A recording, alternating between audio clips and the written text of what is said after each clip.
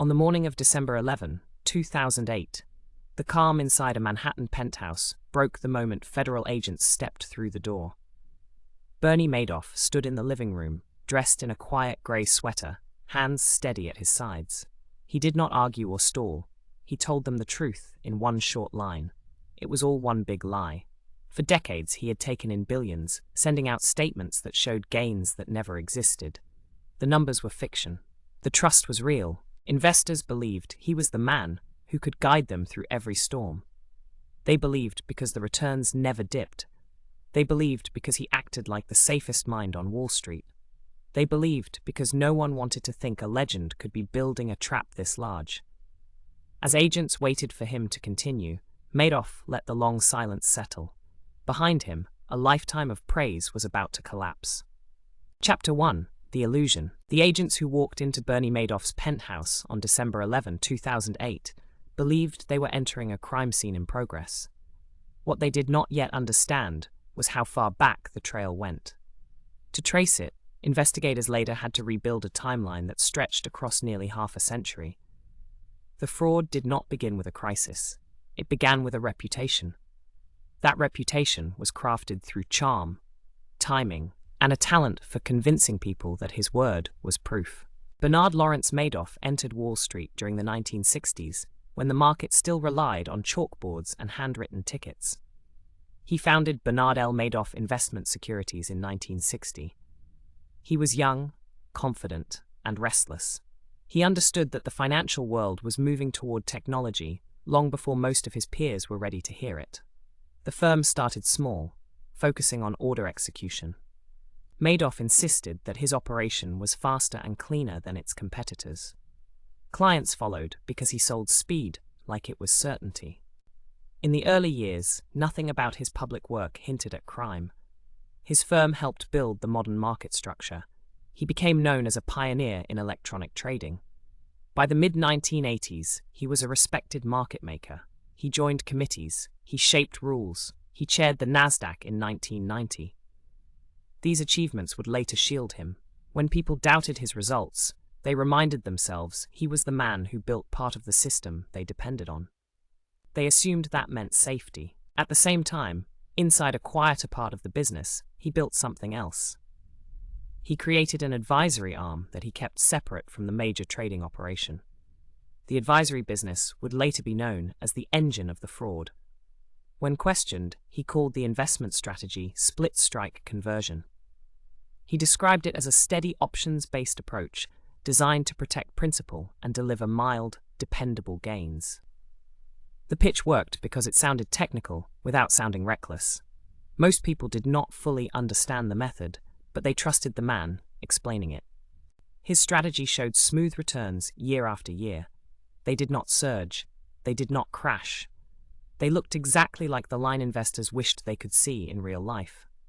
During downturns, when major funds struggled, his numbers stayed calm. He claimed it was discipline. He claimed it was experience. They believed him because he sounded confident and because people they admired spoke highly of him. The illusion of exclusivity made the scheme stronger. Investors often talked about trying to get access to his fund. Some waited months, some waited years. He played the part of the reluctant genius. He said he would review the request. He said the pool was nearly full. He said he needed to protect existing clients. These delays made people want him more.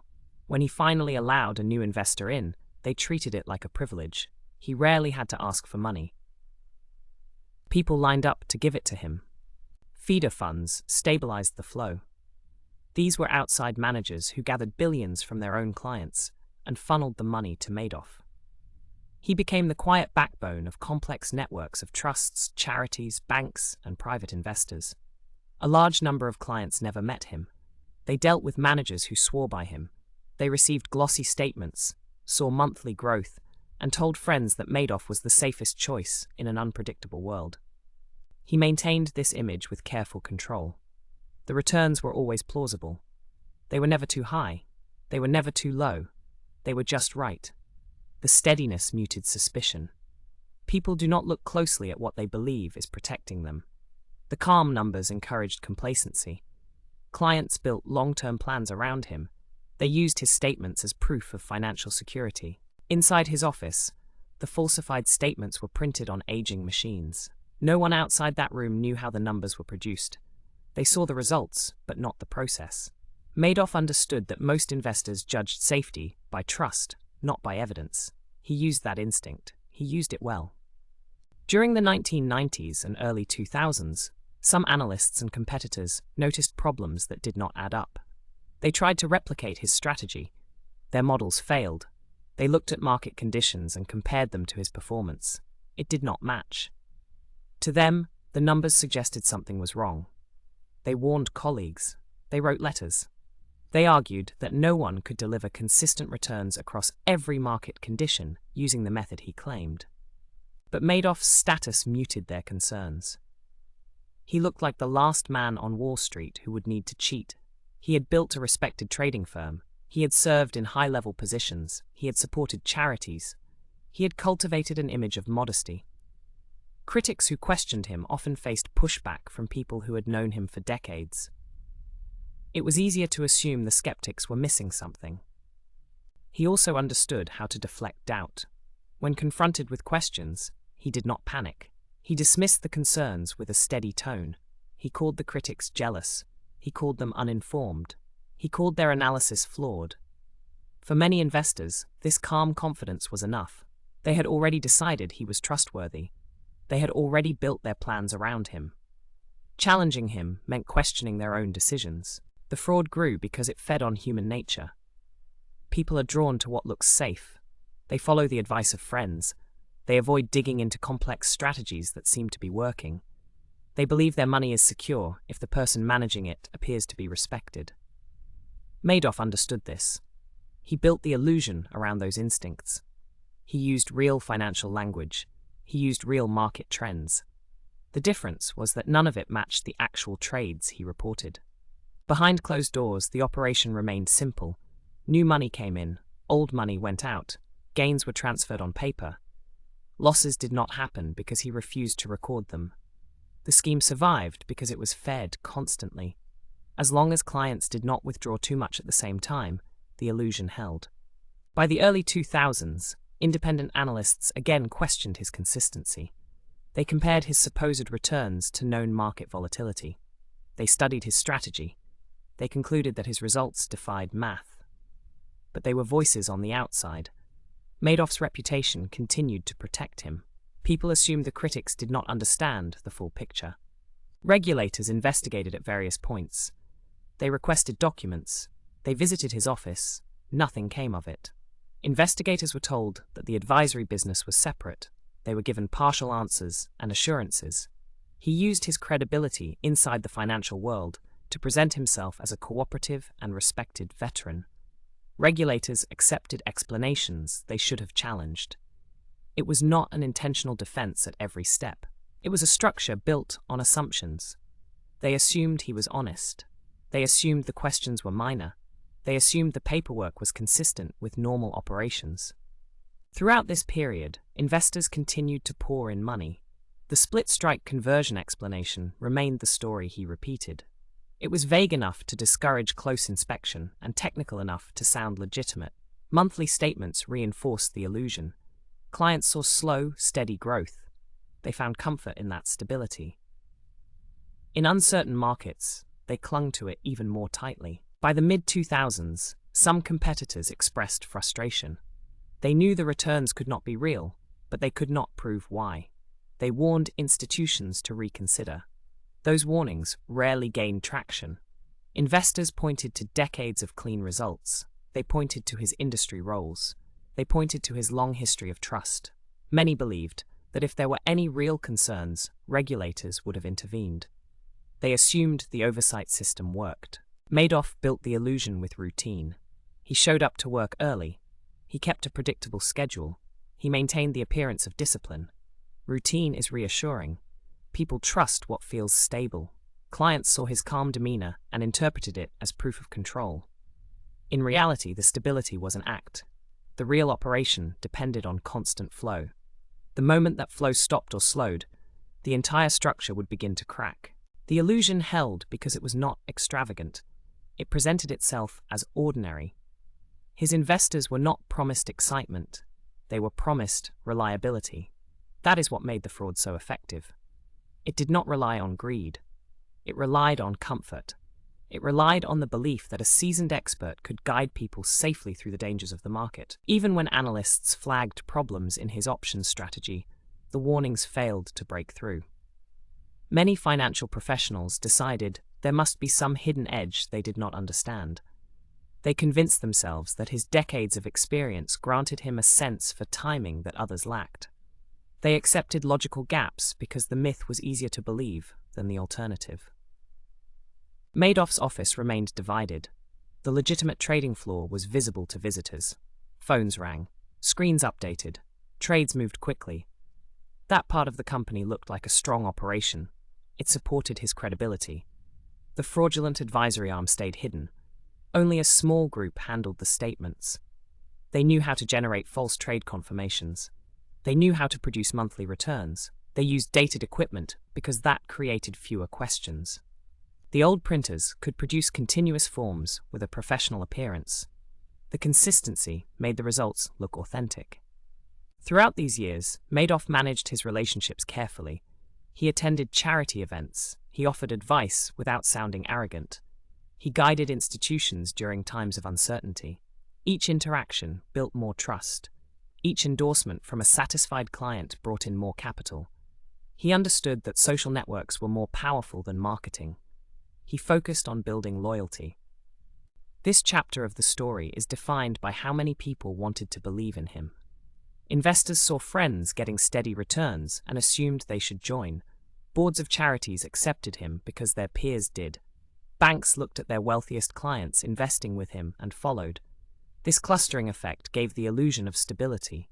When people see others they trust making the same choice, they feel reassured. They assume the decision is safe. By 2007, the scheme was enormous. New investors continued to line up. The illusion still held. Red flags were visible to those who wanted to see them, but most people looked away. They believed the image he projected. They believed the statements. They believed the returns. They believed the man. As the global economy moved toward the crisis of 2008, pressure built. Withdrawals increased. Questions returned. But during the long stretch before the collapse, the illusion had survived every test. It had survived regulatory visits. It had survived skeptical analysts. It had survived market swings. Through all of it, one question grew louder.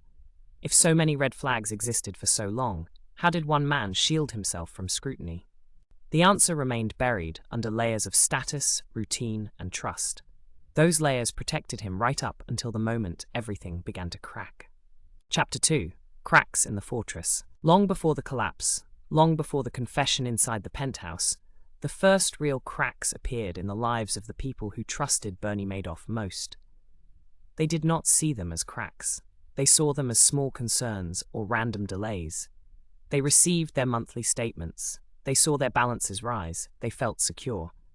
But beneath that sense of security, the fraud had entered a stage where the damage to real people was no longer abstract. It was personal, immediate, and irreversible. By the early 2000s, Madoff's investor list had expanded across several continents. The victims covered every category of wealth. Some were retirees who had saved for decades. Some were families who had managed money through generations. There were universities with endowments built over a century of fundraising. There were charities with missions tied directly to the funds they believed were growing in Madoff's accounts. Global banks invested through feeder funds, with sums large enough to influence entire portfolios. The scheme did not target a single group. It caught anyone who believed stability was worth trusting. Retirees were among the most devoted clients. For many, their Madoff account represented their entire life savings. They relied on the monthly returns to plan for the future. Some used the false gains to support medical needs. Some supported children or grandchildren. They made long-term decisions based on the belief that their money was safe. Charities depended on his consistency. They used his reported returns to fund scholarships, community programs, and medical research. These organizations believed his stability allowed them to make multi-year commitments without fear of losing support. They saw him as the dependable foundation of their budgets. Universities invested, hoping to preserve capital while expanding opportunities. They believed the steady returns would allow them to build new programs and fund student aid. They assigned these funds with confidence. International banks invested through feeder funds that viewed Madoff as a safe, low-volatility anchor. These banks trusted the managers who vouched for him. When they saw positive returns year after year, their confidence grew. While the victims lived their lives without suspicion, a small group of analysts continued to question the numbers. Harry Markopoulos became the most persistent. He started analyzing Madoff's strategy around 2000 after a manager asked him to replicate the returns. Markopoulos reviewed the method. He ran calculations. Nothing worked. The numbers refused to align with any known version of the split-strike strategy. After more study, he reached a conclusion that would guide him for nearly a decade. The returns were impossible. He reported his concerns to the Securities and Exchange Commission. He explained the math. He submitted detailed documents. He demonstrated how Madoff's results violated basic principles of options pricing. He wrote that the fraud was likely the largest Ponzi scheme in the history of the financial markets. His warnings were clear and organized. They showed the discrepancy between claim and reality, but his reports did not lead to immediate action. Inside the SEC, investigations were opened, closed, reopened, and redirected. Communication between offices failed repeatedly. One team believed another team was handling the review. Another believed they lacked jurisdiction. Some investigators accepted partial documents without pushing for more. Others assumed that Madoff's reputation made deeper scrutiny unnecessary. His status created an invisible barrier. Regulators saw him as a respected figure, not a suspect. Markopoulos continued filing additional reports. He updated his analysis. He expanded his evidence. He presented his findings to different officers. Despite this persistence, the warnings did not break through. The SEC visited Madoff's firm but accepted his explanations. They reviewed certain documents but did not cross-check with external market data. They believed the trading floor they saw represented all of his operations. They did not demand proof of actual trades for the advisory accounts. The visits were not confrontational. Madoff remained calm and cooperative. That demeanor reassured them. While regulators missed the deeper issues, the internal structure of the fraud grew more dependent on secrecy. The fake operations floor, sometimes called the back office, became essential. Inside that room, a small team printed account statements using outdated machines that did not draw digital attention. These statements showed trades that never occurred. They showed option positions that were never purchased. They showed gains that were never earned. The printers hummed day after day, creating the appearance of reality on paper. To outsiders, the physical setup looked harmless. The room had old equipment, stacks of forms, and workers who handled endless paperwork. But everything inside that room served the fraud. When clients requested withdrawals, the team updated balances manually. Transactions were typed out. Confirmations were generated without reference to any trading platform. The system was designed to avoid scrutiny. The more outdated it appeared, the less likely anyone was to question it. During the early 2000s, market conditions tested the scheme. Technology stocks surged and then collapsed. Investors grew nervous. Some withdrew. Others added more, believing that Madoff's steady returns were proof of superior discipline. These shifts forced the fraud to adjust. The operation relied on constant inflows. When withdrawals increased faster than deposits, stress began to rise. The global economy shifted again around 2003 and 2004. Some institutions tightened their requirements. They asked for clearer documentation. Madoff offered vague explanations. He insisted the strategy protected them from most downturns. Their doubts eased because the statements showed stability. Still, withdrawals created pressure. Madoff managed this by relying more heavily on feeder funds. These funds brought in large sums. They reduced the need for Madoff to manage relationships directly with each investor. They also created a buffer between him and the questions some clients asked. When concerns arose, feeder fund managers reassured their clients. They believed in Madoff. Their voices held weight. The trust cycle continued. Inside the SEC, Markopoulos remained frustrated. He watched the returns continue without a single month of verifiable volatility. He compared the numbers to market benchmarks. The mismatch was obvious to him. He submitted another memorandum describing the red flags. He argued that Madoff must be engaged in either insider trading or a Ponzi scheme. He believed the latter was far more likely. His warnings again went unheeded. By 2005, the volume of investor money inside the scheme had reached a level that made the risks enormous. If the withdrawals ever exceeded incoming funds by a large margin, the entire operation could collapse in days. Madoff knew this. He monitored flows constantly. His survival depended on maintaining confidence. As long as people believed in him, the fraud continued. But belief began to waver for some. Financial professionals who had ignored earlier warnings started to revisit the numbers. They asked why Madoff's returns never reflected market swings. They questioned why he did not disclose counterparties. They noted that the strategy he claimed to use required trading volumes that would have been visible in the options markets. But those trades did not appear anywhere. Some funds considered withdrawing fully. Others requested more detailed statements. Madoff responded with selective transparency. He provided documents that appeared legitimate but masked the underlying fraud. He argued that secrecy protected the strategy from being copied. This explanation appealed to investors who believed he was uniquely skilled. By mid-2007, the cracks inside the system had widened. Market pressures increased. Withdrawals became more frequent. Investors who needed liquidity requested redemptions. Madoff approved them. He had no choice. Denying requests would create panic. But each withdrawal strained the scheme. The 2008 financial crisis accelerated everything. Markets collapsed. Banks tightened their controls. Investors demanded their money back. They needed liquidity to cover losses in other areas. Madoff's operation could not withstand the surge of redemptions. He had relied on new money to pay old obligations. Now, new money slowed sharply. Feeder funds could not keep pace. Some of them faced their own crises. They struggled to gather capital. This placed enormous pressure on Madoff. His back-office team worked around the clock. They prepared statements that still showed gains even as global markets suffered historic losses. They printed documents that claimed trades occurred on days when no liquidity existed. They attempted to preserve the illusion, but the illusion depended on withdrawals remaining manageable. As the crisis intensified, withdrawals surged to levels the scheme could not sustain. Clients smelled uncertainty. Some demanded meetings. They asked direct questions.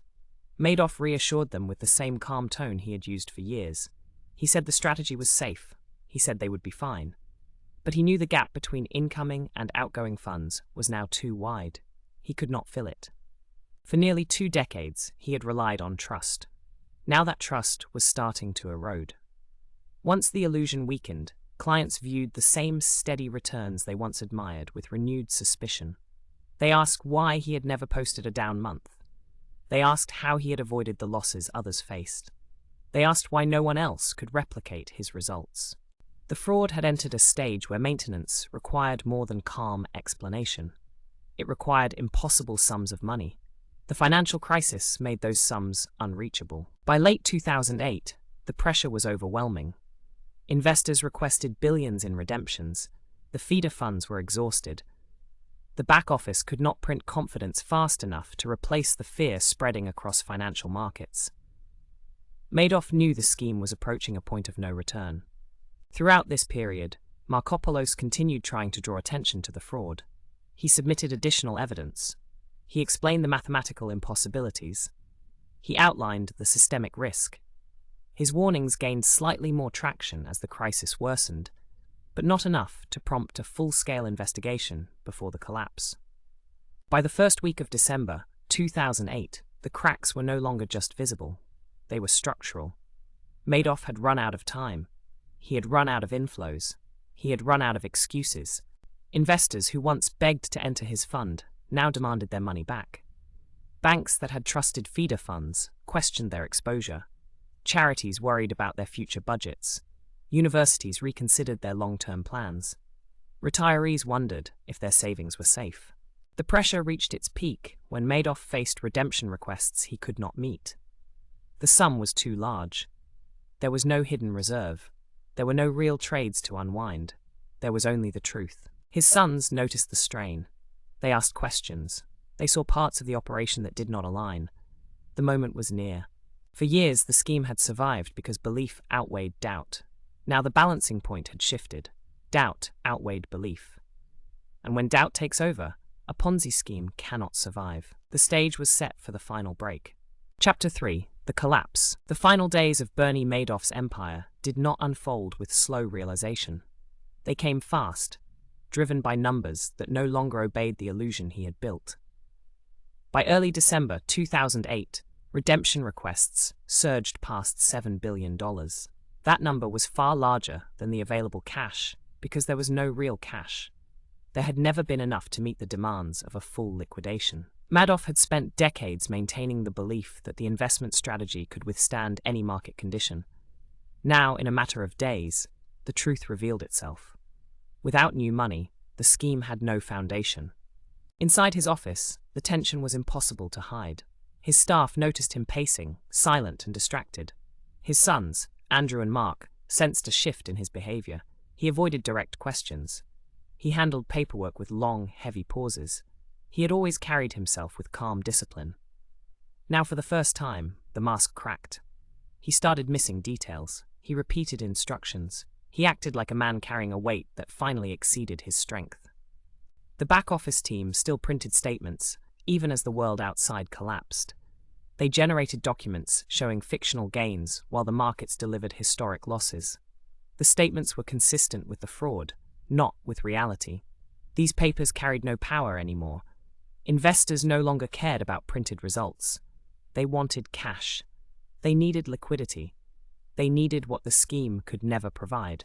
On December 9, 2008, Madoff called his sons into his office. The meeting started without preamble. He told them the business was finished. He said he could not continue. He said that the advisory arm was not what they believed it was. When they pressed him for clarity, he delivered the most consequential admission of his life. He told them it was all one big lie. He said he had been running a Ponzi scheme for years. He did not say the exact number of years. He did not outline the full damage. He admitted only that the entire operation was unsustainable and had reached its end. The confession landed like a blow. His sons were not involved in the fraud. They did not help manufacture statements. They did not work in the back office. They had managed parts of the legitimate trading operations. They believed their father when he said the advisory business was separate. Now they understood what that separation meant. It meant distance. It meant concealment. It meant they had been excluded, not because the strategy was proprietary, but because it was non-existent. Shocked and shaken, they left the office and contacted their attorney. They explained what their father had told them. The attorney instructed them to alert federal authorities immediately. Within hours, the information reached the FBI and prosecutors. The next morning, agents prepared to confront Madoff. On December 11, agents arrived at the penthouse. They entered calmly. They found Madoff standing near the entrance. He did not resist. He did not attempt to stall. He did not deny what they already knew. When the agents asked if there was an innocent explanation, he replied that there was none. He said the scheme was insolvent. He estimated the losses at about $50 billion. The actual figure would take years to calculate, measured in both real and paper losses, but his estimate gave investigators a sense of the unprecedented scale. From that moment, the story shifted from suspicion to fact. The investigation moved quickly. Staff members were questioned. Records were seized. Offices were searched. Agents separated the legitimate trading floor from the fraudulent advisory operation. They documented the machinery used to create false statements. They catalogued the fake trade blotters. They traced the flow of money from new investors to older ones. As the scope grew clearer, the list of victims expanded far beyond the early estimates. Feeder funds reported billions in exposure. Charities revealed endowment losses. Universities uncovered gaps in budgets. Retirees realized their life savings were gone. Wealthy individuals and institutions discovered that accounts they believed were safe had no actual assets behind them. The impact was global. European banks reported significant losses. Latin American investors traced exposure through complex financial channels. Philanthropic foundations faced crises of survival. Some had to shut down entirely. Families with long-standing trust structures found themselves financially devastated. While investigators pieced together the damage, attention turned to the legal process. Madoff's attorneys initially discussed possible strategies, but the evidence was overwhelming. Witnesses were prepared to testify. Documents contradicted every legitimate claim. The fake statements showed patterns impossible to defend. A trial would expose enormous detail and prolong the suffering of victims. On March 12, 2009, in federal court in Manhattan, Madoff entered a guilty plea. He admitted to 11 felony counts, including securities fraud, wire fraud, mail fraud, money laundering, perjury, and theft from employee benefit plans. He acknowledged that the advisory business had been a Ponzi scheme from the beginning. He did not fight the charges. He did not challenge the narrative. He accepted responsibility in a tone that investigators later described as calm and emotionless. During sentencing, victims spoke about their losses. They described retirement plans destroyed, homes sold, medical care delayed, and futures rewritten. Charities described the loss of programs that had supported communities for decades. Universities described cancelled scholarships and halted research. The courtroom became a record of the human cost behind the numbers. On June 29, 2009, the judge sentenced Madoff to 150 years in federal prison. The sentence was symbolic as much as punitive.